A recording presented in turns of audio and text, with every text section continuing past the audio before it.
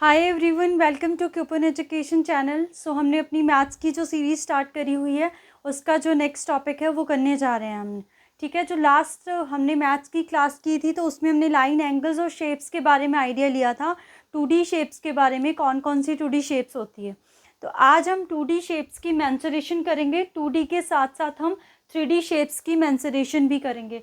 2D और 3D का मतलब क्या है? 2 मतलब 2D मतलब 2 डायमेंशनल, 3D मतलब 3 डायमेंशनल। ऐसी शेप्स जिसको मेजरमेंट के लिए हमें सिर्फ 2 ही डायमेंशंस की ज़रूरत होती है, लेंथ या ब्रेड्थ। ठीक है, बेस या हाइट, सिर्फ 2 ही डायमेंशंस की ज़रूरत होती है। उनको हम 2D शेप्स के अंदर इंक्लूड करते हैं।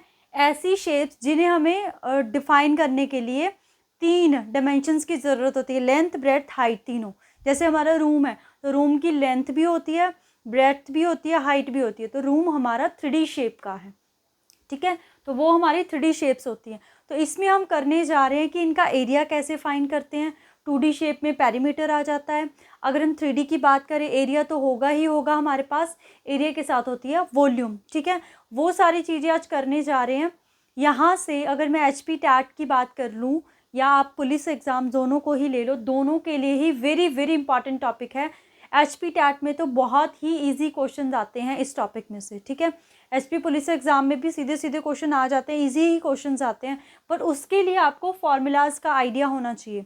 तो उन्हीं फार्मूलाज के बारे में आज हम पढ़ने जा रहे हैं। ठीक है, तो स्टार्ट करते हैं। सबसे पहले जो मैंने शेप ले रखी है वो है मेरे पास रेक्टेंगल। ठीक है, तो लास्ट वीडियो में मैंने बताया था, अगर आप हिंदी में जानना चाहते हो तो हिंदी में इसको आयत बोलते हैं। ठीक है, हिंदी में क्या बोलते हैं? आयत। तो रेक्टेंगल मैंने क्या बताई थी? ऐसी शेप जिसकी लेंथ और ब्रेड्थ, मतलब कि जो अपोजिट साइड है, लाइक दिस एंड दिस, ये क्या होती है? इक्वल, और बीच में एंगल कितने का होता है? 90 डिग्री का। उसको हम बोलते हैं अपनी आयत या फिर रेक्टेंगल। ठीक है, तो इसके एरिया का फॉर्मूला क्या है? अब एरिया कौन सी चीज़ है, अगर आपसे पूछे कोई कि एरिया कौन सी चीज़ है, लेट से आपके पास ये वाला है, ये चीज़ है। ठीक है, कोई आपके पास लेट से टेबल है, टेबल का टॉप जो है वो रेक्टेंगुलर शेप का है, तो आप क्या करना चाहते हो? उस चीज़ को पेंट करना चाहते हो। तो पेंट कहाँ पे होगा? सिर्फ यहाँ पे ना। तो आपको कितना पेंट चाहिए, वो पेंट हम एरिया के हिसाब से निकालते हैं। ठीक है, तो हम ये एरिया निकालेंगे, तो ये एरिया होता है जो बीच वाला पार्ट है। तो उसका जो फॉर्मूला है वो है हमारे पास लेंथ इंटू में ब्रेड्थ। क्या है? लेंथ इंटू में ब्रेड्थ। ठीक है, उसके बाद आता है पेरीमीटर। पेरीमीटर को हम सर्कमफ्रेंस भी बोल देते हैं कई जगह। पेरीमीटर मतलब क्या होता है? जो ये बाउंड्री वाला एरिया है, जो हमारा ये वाला लाइक हमें टेबल टॉप को टेप लगानी है।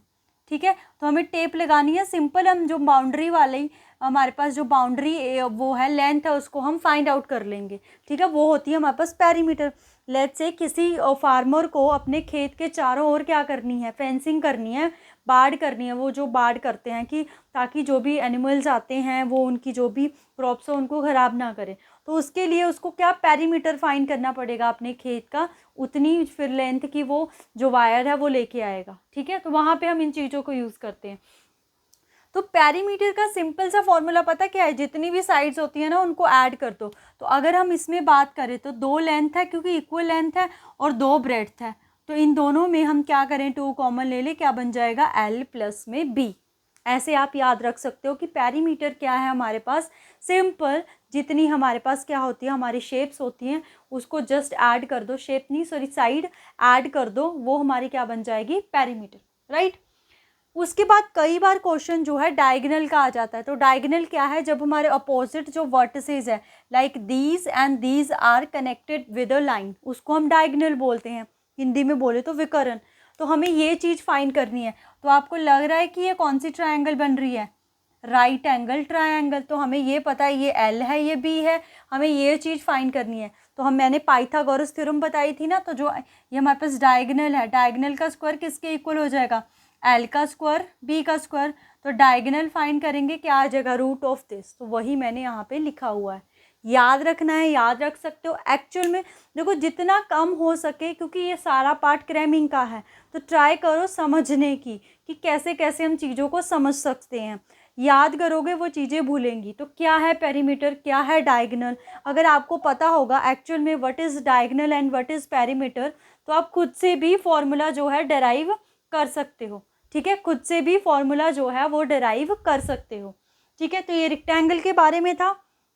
उसके बाद आई हमारे पास स्क्वायर। तो स्क्वायर इज दैट शेप जिसमें क्या होती है, चारों साइड्स हमारे पास क्या होती है, इक्वल, और एंगल कितने का होता है, 90 का। तो इसका अगर पेरीमीटर की बात करूँ, देखो हम पेरीमीटर पे आए तो चारों side S plus S plus S चारों इक्वल है, तो हम लिख सकते हैं 4s। तो देखो पेरीमीटर का फॉर्मूला क्या बनाया हुआ है यहाँ पे, 4s। एरिया क्या है, साइड मल्टीप्लाई में साइड, साइड स्क्वायर। ठीक है, उसके बाद हमारे पास है डायगोनल। तो इसका डायगोनल भी हम सेम इसी फॉर्म में निकाल सकते हैं, बट इसमें क्या है, ये भी साइड है, ये भी साइड है, तो साइड साइड का स्क्वायर हो जाएगा हमारे पास। तो क्या आ जाएगा, 2 साइड स्क्वायर आ जाएगा, ऐसे आ जाएगा डायगोनल हमारे पास।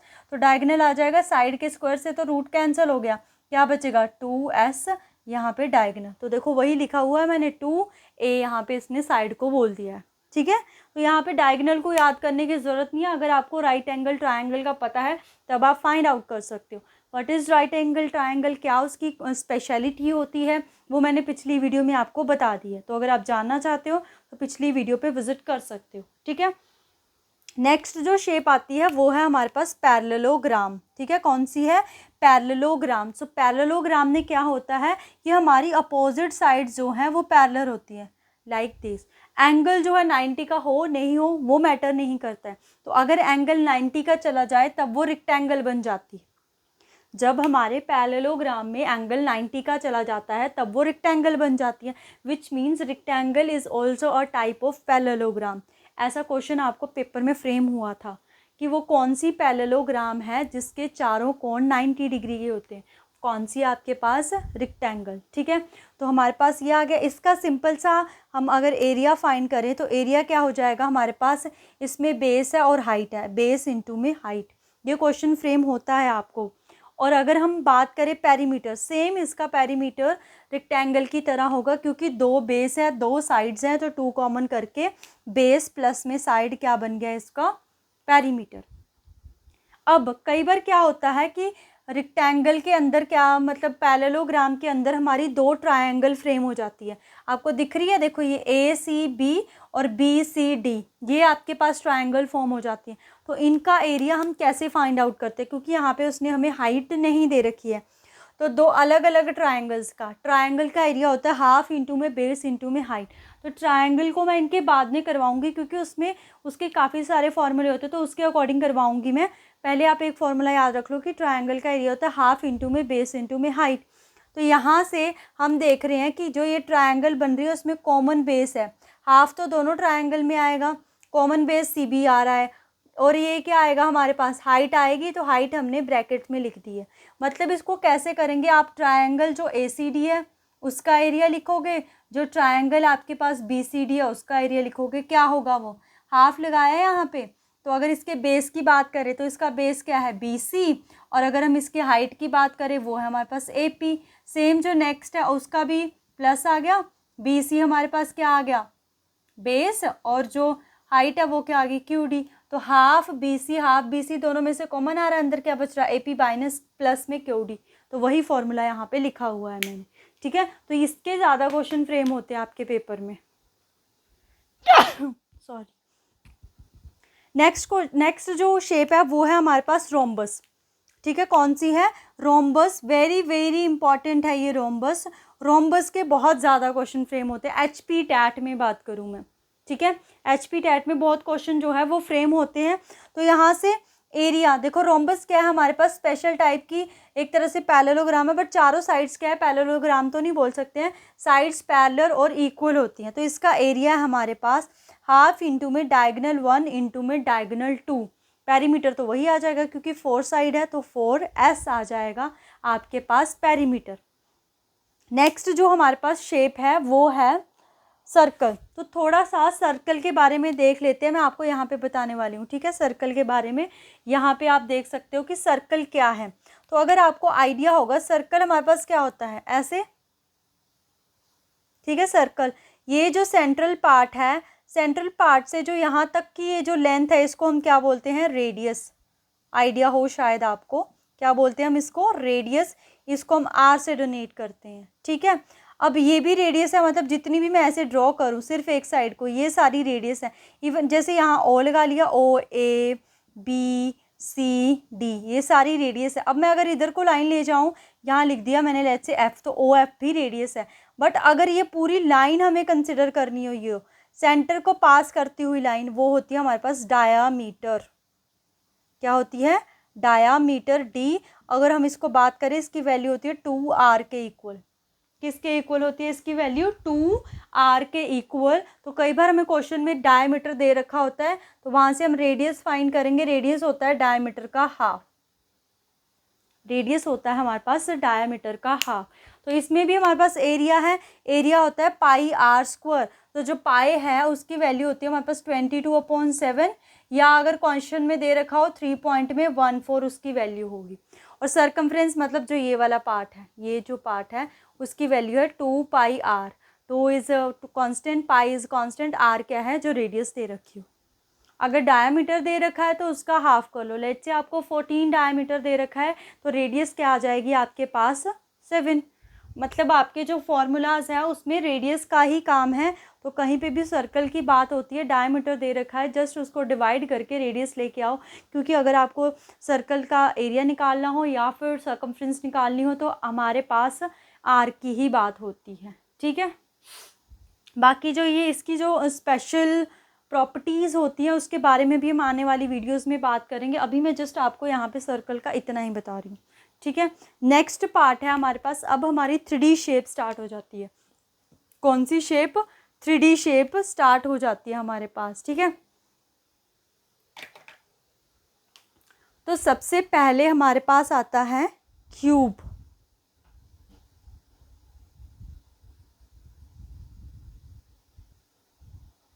तो अब हम अपनी 3D शेप्स के बारे में देखने जा रहे हैं। तो सबसे पहली जो 3D शेप है वो है हमारे पास क्यूब। ठीक है, क्यूब है। इसमें क्यूब एक ऐसी 3D शेप है जिसमें हमारे पास 3 डायमेंशनल है, मतलब उसमें लेंथ, ब्रेड्थ, हाइट है। ये स्क्वायर की तरह है, मतलब लेंथ, ब्रेड्थ, हाइट जो है वो हमारे पास इक्वल है, उसकी वैल्यू a है। तो इसमें ना एरिया और वॉल्यूम की बात होगी। ठीक है, तो एरिया हमारे पास दो तरह के होता है, कर्व्ड एंड टोटल। टोटल तो मतलब पूरा हो गया, उसमें कोई कन्फ्यूजन नहीं है। कर्व्ड सरफेस एरिया क्या होता है?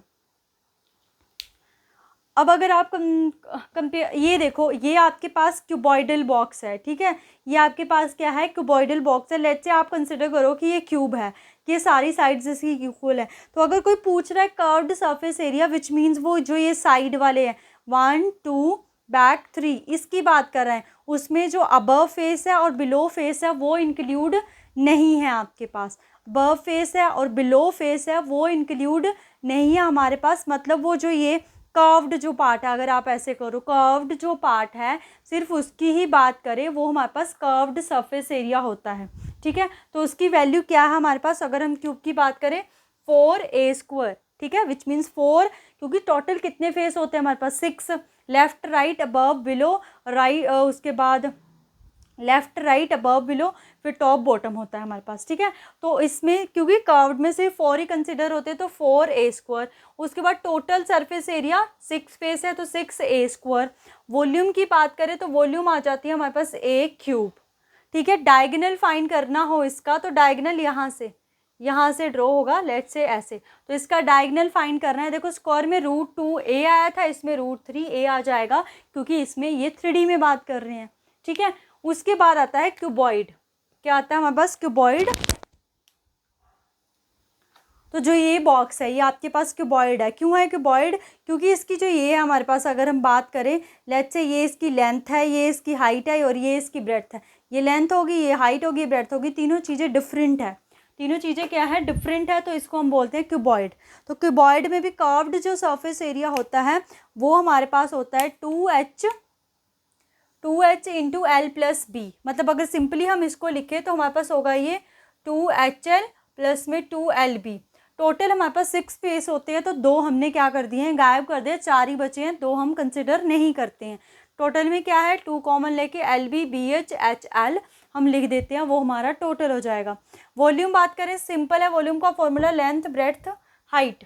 ठीक है, वॉल्यूम का फॉर्मूला हमारे पास सिंपल है। उसके बाद अगर हम डायगोनल की बात करें, डायगोनल वहाँ पे √l² b² था, यहाँ पे हाइट आ गई, रेक्टेंगल से मिलता जुलता है। ठीक है। उसके बाद है हमारे पास सिलेंडर, वेरी वेरी इंपॉर्टेंट है ये सिलेंडर। सिलेंडर एंड ये जो कौन है ना नेक्स्ट हमारे पास, ये दोनों बहुत ज़्यादा क्वेश्चंस फ्रेम होते हैं इनके। तो सिलेंडर शेप ऐसी देखने को मिलती है हमारे पास, इसमें हाइट है और रेडियस है। तो कर्व्ड सरफेस एरिया मतलब ये जो कर्व्ड पार्ट है इसको नहीं करेंगे हम इंक्लूड, इसको नहीं करेंगे। तो ये होता है 2πr/h। टोटल निकालें तो 2πr इंटू में r+h। Very very important formulas है ये। वॉल्यूम देखें तो वॉल्यूम है हमारे पास πr²h। नेक्स्ट आता है हमारे पास कोन, ठीक है, कोन आइसक्रीम कोन होता है जो हमारे पास वैसा। तो इसका कर्व्ड सरफेस एरिया πrl। तो अगर हम कोन की बात करें, जैसे मैं यहाँ पे ड्रॉ करती हूँ कोन, तो कोन में रेडियस है, हाइट भी है उसकी, और उसमें एक हम बोल सकते हैं लेटरल हाइट भी है, ठीक है, लेटरल हाइट भी है। तो कर्व्ड सरफेस एरिया में वही इंक्लूड हो रही है πrl, और टोटल सरफेस एरिया में भी πr इंटू में r+h जैसे सिलेंडर में हुआ था। और जो वॉल्यूम है इसकी बिल्कुल सिलेंडर से मिलती जुलती है। फ़र्क क्या आएगा, इसके आगे 1/3 πr² आ जाएगा। सिलेंडर में 1/3 नहीं आता है, इसमें हमारे पास 1/3 आ जाएगा। इसी से मिलती जुलती इसकी क्या है हमारे पास वॉल्यूम। वेरी वेरी इंपॉर्टेंट है कौन और सिलेंडर का, बहुत ज़्यादा क्वेश्चन फ्रेम होते हैं यहाँ पे, ठीक है। नेक्स्ट हमारे पास आती है स्फीयर 3D शेप में, मतलब सर्कल जब हमारा 3D शेप में आता है उसको हम स्फीयर बोलते हैं, राइट। तो उसमें भी हमारे पास टोटल, इसमें टोटल ही कंसिडर करते हैं। तो टोटल सरफेस एरिया हो गया इसका 4πr²। जैसे उसमें 2πr² था, इसमें होगा 4πr²। वॉल्यूम होती है 4/3 πr³। एक को कंसिडर कर लो। उसके बाद आता है हमारे पास हेमीस्फीयर। हेमी मतलब स्फीयर का हाफ, तो सारी चीज़ें हाफ हो जाएगी। टोटल सरफेस एरिया अगर उसका 4 है तो इसका 2 हो गया। वॉल्यूम अगर 4/2 है तो उसको 2 से अगर हम डिवाइड करेंगे तो 2/3 πr³ बचेगी। तो ये थे बहुत ही मेन इम्पॉर्टेंट जो भी मेंसुरेशन, चाहे 2D शेप कर लो चाहे 3D शेप कर लो, एक्सेप्ट ट्रायंगल। अभी हम उसकी बात करेंगे ट्रायंगल की। उनसे रिलेटेड जो भी एरिया, पैरामीटर, वॉल्यूम, जैसे भी कोई भी जो भी क्वेश्चंस है आपको इन्हीं के अंदर से फ्रेम होगा आपके पास, ठीक है। कैसे कैसे क्वेश्चंस फ्रेम होते हैं वो हम आने वाली वीडियोस में देखेंगे। यहाँ पे हमने क्या देखा, इनके एरियाज़, इनको आप नोट डाउन कर सकते हो। वेरी वेरी इंपॉर्टेंट है ये आपके लिए, ठीक है। अब हम ट्रायंगल का थोड़ा सा आइडिया लेते हैं। ट्रायंगल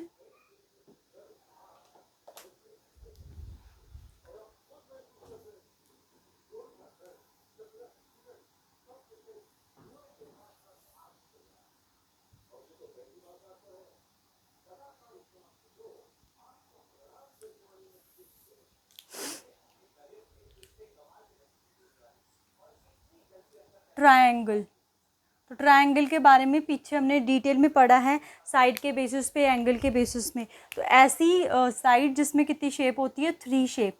तो अगर इसके सबसे नॉर्मल अगर हम फॉर्मूले की बात करें कि नॉर्मल जो फॉर्मूला चलता है एरिया ऑफ ट्रायंगल, वो होता है हमारे पास हाफ इंटू में बेस इंटू में हाइट, ठीक है। ये सबसे नॉर्मल फॉर्मूला है इसका, हाफ इंटू में बेस इंटू में हाइट। मतलब हमें ट्रायंगल नहीं पता कैसी ट्रायंगल है तो उसका एरिया ये। अब हमारे पास एक इक्विलेटरल ट्रायंगल होती है, स्केलन हो या फिर आपके पास आइसोस्केल ट्रायंगल हो, उसका एरिया यही रहेगा, इक्विलेटरल ट्रायंगल। तो इसका एरिया होता है हमारे पास √3/4a², यह आप लिख सकते हो।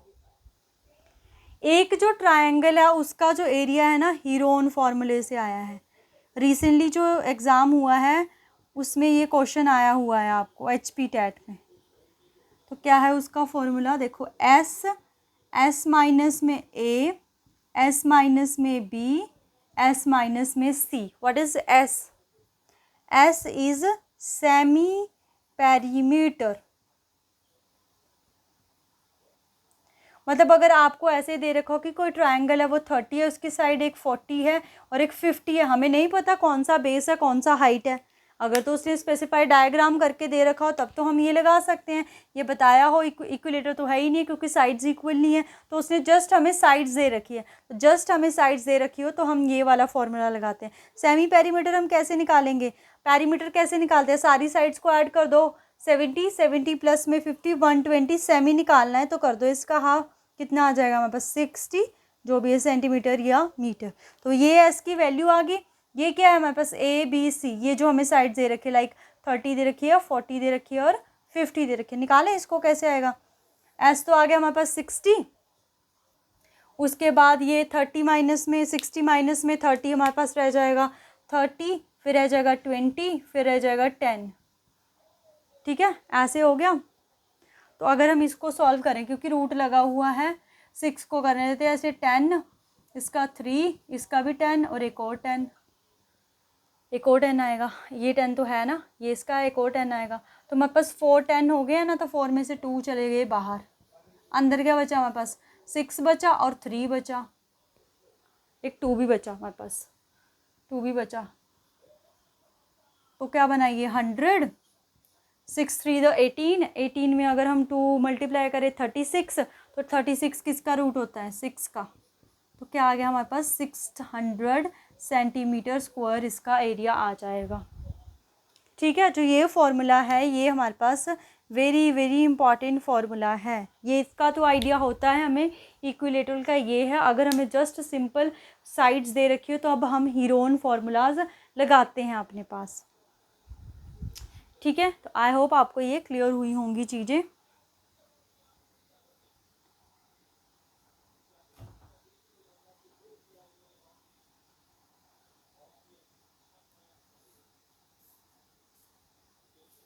एक और फॉर्मूला होता है एरिया ऑफ ट्रायंगल्स का, इसके ऊपर भी रिसेंटली एग्जाम में देखा है मैंने question.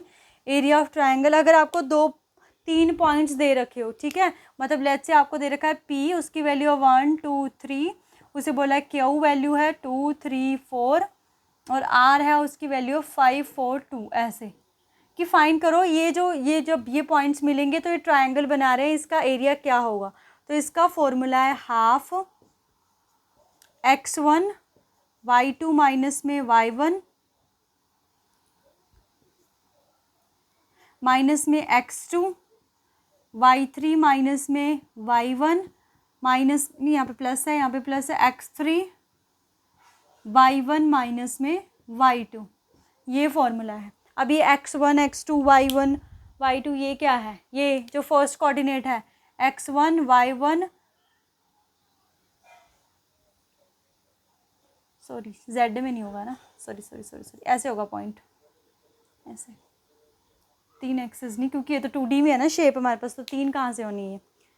x1 y1 x2 y2 x3 y3, ये वैल्यूज़ है, ये वैल्यू यहाँ पे पुट करके आप फॉर्मूला फाइंड कर सकते हो। तो निकालें इसको हम, ये आ जाएगा हमारे पास हाफ x1 की वैल्यू कितनी दे रखी है 1, y2 की वैल्यू कितनी दे रखी है 3 और इसकी 1, तो 1 ही आ गया सॉल्व करके, प्लस में x2 कितना देखा है 2, y3 कितना देखा है 4 और y1 2, तो 2 ही आ गया, प्लस में 5, y1 कितना देखा है 2 और y2 सॉरी माइनस का 1, हाफ 1 प्लस में 4 माइनस में 5, तो ये तो 0 आ गया इसका आंसर। 5 + 5 5 0, मतलब ये ट्रायंगल फॉर्म कर ही नहीं रही होगी हमारे पास, तो इसका एरिया हमारे पास क्या आ जाता है 0, आपके पास एरिया आ जाता है।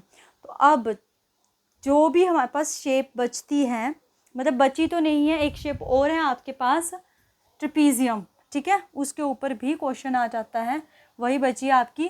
बाकी हमने सारी शेप्स जो हैं वो डिस्कस कर ली हैं।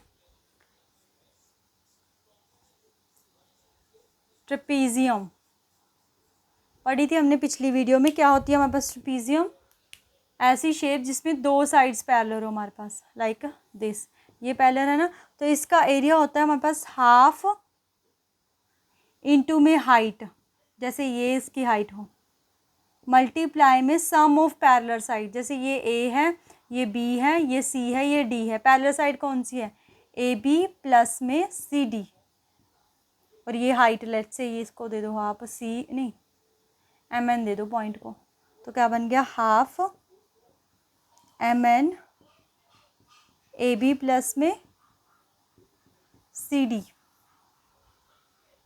ठीक है, तो ये सारी शेप्स थी, जितनी भी शेप्स है, चाहे पुलिस का एग्ज़ाम हो, HP टैट का एग्ज़ाम हो, नॉन मेडिकल का हो, JBT का हो, कोई भी और भी कोई भी एग्ज़ाम है उसमें इन्हीं शेप्स के ऊपर क्वेश्चंस आते हैं।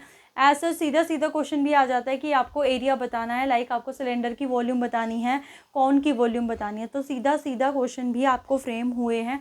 बहुत बार ये क्वेश्चन फ्रेम हुआ है, आपको सिर्फ जस्ट वॉल्यूम का फॉर्मूला बताना है, ठीक है। सिलेंडर की वॉल्यूम, सिलेंडर का curved surface area, total surface area, इसके ऊपर आपको क्वेश्चन सीधा भी आया हो। कैसे क्वेश्चंस आए हुए हैं वो हम नेक्स्ट वीडियो में करेंगे, ठीक है। आज के लिए इतना ही। आई होप आपको सब कुछ समझ में आया होगा। इन केस कोई भी डाउट रहता तो आप कमेंट कर सकते हो। आज के लिए इतना ही। Thank you so much. Happy learning.